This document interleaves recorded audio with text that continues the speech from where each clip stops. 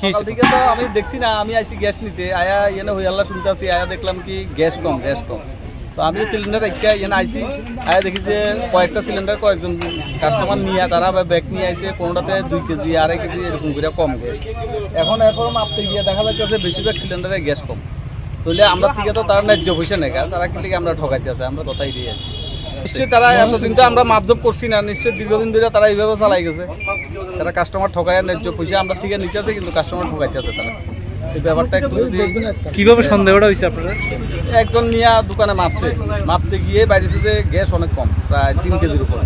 এরপরে বরাবর চেকিং আরম্ভ হয়েছে, 10-12টা চেক করছে, প্রত্যেকটাতে 1.5 কেজি 2 কেজি করে গ্যাস কম। এখন তো আপনারা আইসেন, দেখছেন সব কিছু দেখা যাচ্ছে, সামনাসামনি মাপতেছে, সব গ্যাস কম।